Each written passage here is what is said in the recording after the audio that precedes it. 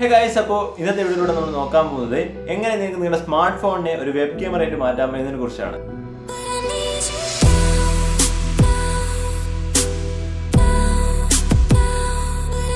നിങ്ങളുടെ PC-യിൽ web camera ഇല്ലാത്ത സമയത്ത് നിങ്ങൾക്ക് നിങ്ങളുടെ സ്മാർട്ട് ഫോണിനെ വെബ് ക്യാമറയായിട്ട് മാറ്റാൻ സാധിക്കും.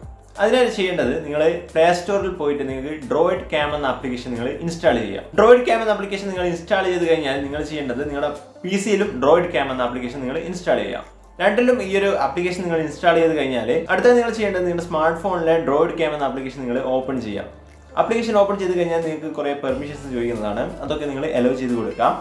അപ്പോൾ ഇത്രയും കാര്യങ്ങൾ ചെയ്ത് കഴിഞ്ഞാൽ നിങ്ങൾക്ക് ഇത്തരത്തിലുള്ള ഒരു ഇന്റർഫേസ് ആണ് നിങ്ങൾക്ക് കാണാൻ സാധിക്കുക. PC-യിലെ ഡ്രോയിഡ് ക്യാം ക്ലയന്റ് എന്ന ഈ ഒരു ആപ്ലിക്കേഷൻ നിങ്ങൾ ഓപ്പൺ ചെയ്യാം. ഈ ഒരു ആപ്ലിക്കേഷൻ നിങ്ങളുടെ PC-യിൽ ഓപ്പൺ ചെയ്ത് കഴിഞ്ഞാൽ നിങ്ങൾക്ക് കാണാം കണക്ട് എന്ന്.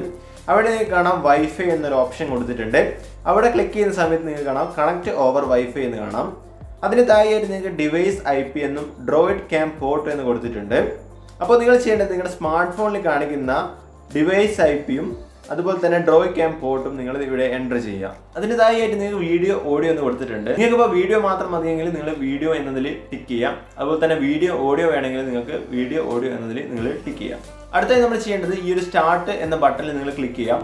അപ്പോൾ നിങ്ങൾക്ക് കാണാം നിങ്ങളുടെ ഫോണിലെ ക്യാമറയുടെ വ്യൂ നിങ്ങൾക്ക് ഈ ഒരു PC-യിൽ കാണാൻ സാധിക്കുന്നതാണ്. ഈ ഒരു രീതി ഉപയോഗിച്ച് നിങ്ങൾക്ക് നിങ്ങളുടെ സ്മാർട്ട് ഫോണിനെ ഒരു വെബ് ക്യാമറയായിട്ട് മാറ്റാൻ സാധിക്കുന്നതാണ്.